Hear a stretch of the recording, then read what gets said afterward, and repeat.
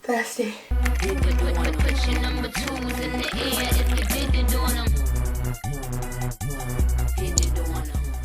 Hey guys, Tez here and welcome back to my channel. In today's video I'm going to be doing an update on the things you need before you can locum in England. Now I've done a locuming video before and some things have changed since I've done that video, so this is just an update in case you were watching it and thinking, wait, is that really necessary anymore?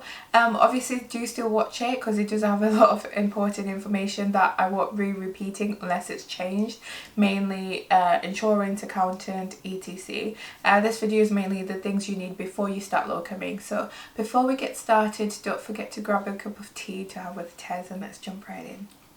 So in terms of insurance, because I'm a PCN pharmacist, the level of cover I need to work in a PCN pharmacy actually covers me for any other type of pharmacy work I do. So my insurance covers my locuming. So I don't have specific insurance for locuming because it's part of my day-to-day job anyway. So I guess I'm lucky in that sense, but it is a lot more expensive, so not sure how lucky I am really. Now again, I am still very lazy. I have been given details of accountants before, but I don't actually want to work enough to make having an accountant worth it.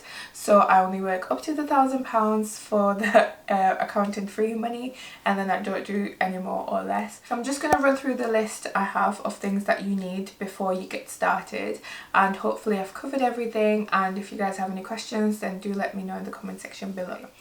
So the first thing you need is becoming a dementia friend. I think that's a course. You just go on Dementia Friend website, you do the course, fill in the questionnaire, and they send you like a certificate saying you're a dementia friend, and you also get a pin in the post. So that is the first thing that you need, and that is important because as a healthcare professional, especially a pharmacist, you might come across patients who do have dementia but it might not be apparent. So it's just that, so we're mindful of the different types of people that come into our pharmacy and for you to be kind and courteous to them. The next thing you need to do is children's oral health, and that includes a course and an assessment. Now this is on the CPP website. Oh, I forgot to say, you do need to register for the CPP websites because a lot of these courses are found on there and you do need them before you can start working. So I'd recommend doing that if you haven't done so already. So yeah, like I was saying, children's oral health, it's an e-learning course followed by an assessment, and when you pass the assessment you get a certificate which you can then show to the locum agency or to the company you want to locum for. And I guess it's just important that we know about children's oral health, which is why we do the assessment. Next on the list is emergency hormonal contraception. Now I know some people don't offer this based on their religious beliefs, and if that's your deal then that's fine, but if it is something that you are comfortable offering and you do want to offer, then I do recommend that because it is quite useful to know what you're supposed to do and when to safeguard or highlight specific issues. It is only a course, so there's no assessment, so it is literally completely for your own personal learning.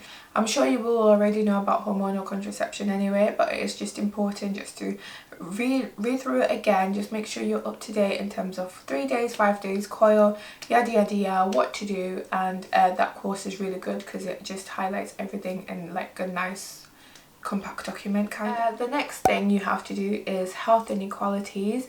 Now I do think this is quite new, and I guess it is important for us as healthcare professionals to be aware that not everyone is equal and some people are disadvantaged, maybe based on their upbringing, social economic status or access to healthcare. So it is important that people who come to your pharmacy, for them it might take a lot for them to come into that pharmacy, so you do need to make sure that if they're the only healthcare member that they're going to see, you provide the best care that you can. Obviously I'm not saying like diagnose and give them meds because that is beyond your remit, but as much as you can to try give them as good advice as possible really, and make the experience positive so that they're more likely to come again and seek help when they need it, because a lot of people go without help when they could have gotten free medical attention when they needed it really. The health inequalities is a course and an assessment, so you will need a certificate at the end that you use to show the locum agencies again. Moving on to inhaler technique, again this is a course and an assessment, so I'm sure you already know it's important for patients to know how to use their inhalers, and should a patient get given a new inhaler over the weekend or when you're locuming, you might be the first person that they actually see in person who can explain to them how an inhaler works. I know there are videos online on YouTube, but sometimes it's always better to do it face to face, and hopefully the pharmacy that you'll be working in will have dummies that you can use to show the patient how it's meant to be done. So it is important for you to do the course and the assessment. It's not difficult, and it gives you like lots of tips, and it is useful to know as well as should a patient come in and ask you, because we don't want patients to have complications or exacerbations with their asthma. So the more we know, the more we can help our patients really. So the next thing is the new medicine service. Now this is a self-declaration, so you complete it yourself and you just says that you're able to provide the service, and usually I think a lot of the regular pharmacists take on this role, so it's not something I've had to do personally, except I guess when the patient initially comes in to collect their medicine for the first time, and I might just take the details for the regular chemist to ring them in a couple of weeks to see how they're getting on with the medicine. But I've never been the one to actually sit down and go through all the referrals and go through them and ring all the patients to see how they are getting on. But just because I haven't had to do it doesn't mean it's not something that you will have to do at some point. So having that knowledge, or I guess ammunition, ready is really important. So yeah, new medicine service self-declaration. There is information about the new medicine service and what kind of medicines are on that list, so that is something that I would recommend you looking at, just so you know what you're looking out for when you're actually working. If you can't find the information, there is also a CPP module, good old CPP, so you could do that module. There's no assessment at the end, it's purely for your own learning, and you could use that as part of your CPD, which is also good. So yeah, recommend it if you're not too sure what you're supposed to be doing with that. The next thing is the discharge medicine service. Now I think this came on when the MUI was taken off. So the discharge medicine service is usually when patients come out of hospital now, the discharge letter is sent to the GP surgery and to the local pharmacy. So it is important for you to know how to retrieve it, what you're meant to do with it, so you can see any changes. As somebody who works in a GP surgery, I'm not 100% sure how I feel about the discharge medicine service. I know there's a lot of opinions in the world, and the last thing anyone needs is my own, but I do think that sometimes there have been cases where the community pharmacy has gotten a discharge letter before the GP surgery has, and they've issued like emergency medicines because the patient has said they've run out over a weekend or something, and it's actually turned out that the medicine was incorrect. But because the community pharmacy does not have access to the patient's SMR, they can't really check that specific medicine against all the patient's medicines and their allergies, so it can get a little bit confusing because the community pharmacists are working with limited amount of information. So I'm not really sure how I feel, but yeah, you do need to do that, and you need to pass the assessment so that you can show the certificate to whoever needs to see it. The next thing you need to do is the remote consultation course.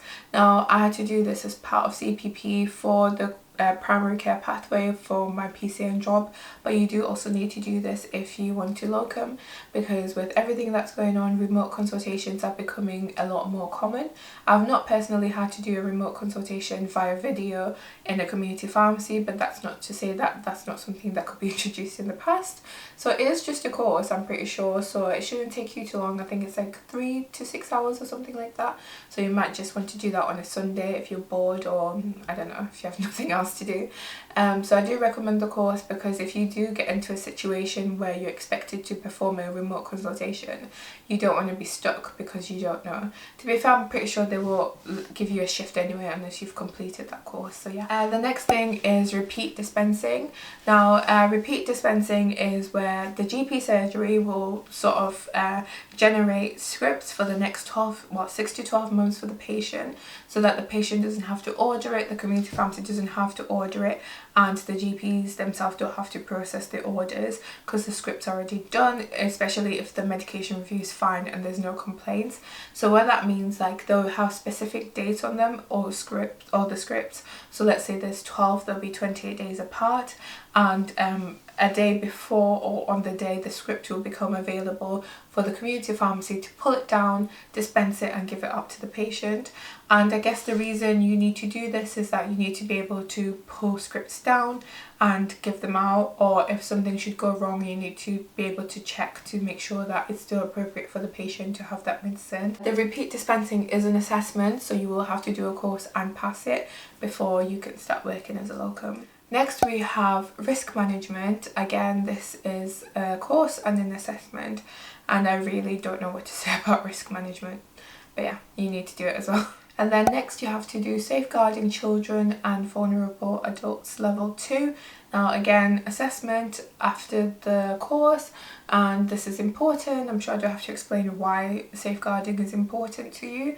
So yeah, it is important. You will need that certificate before you can start locuming, so you need to do that course as well. And finally, you will need to do the SER, so Summary Care Records course and assessment. And I've explained it before that for you to locum you need to work at 5 different locums and get they have a specific code for that pharmacy, and then when you have all 5 you then email the NHS digital care, whatever they're called, and once you've emailed them they then give you locum access on your smart card, which means that when you go to different pharmacies you can use your smart card to pull out patient information. So until you've done that you won't be able to see anything from that particular pharmacy, so you do need to do it. And I guess the final thing you need is a DBS, and you need to sign up to the update service, where I think it's £13 a year, and they just update it for you. So the first time you will need to get it done like in person, but then after that it just gets renewed automatically. And I guess you need a DBS to make sure that you're safe to work, especially working with children, vulnerable adults, yada yada yada. And I guess that's pretty much the main things you need. I might have forgotten something, but if I did, then do leave it in the comment section below so someone else might benefit from it. But yeah, that was everything from me. Thank you very much for watching. I hope you enjoyed the video. Do let me know in the comments if you have any questions or video suggestions. Don't forget to tap that like button so the video reaches more people. Subscribe if you haven't already, because it really helps me out. And until next time, bye for now.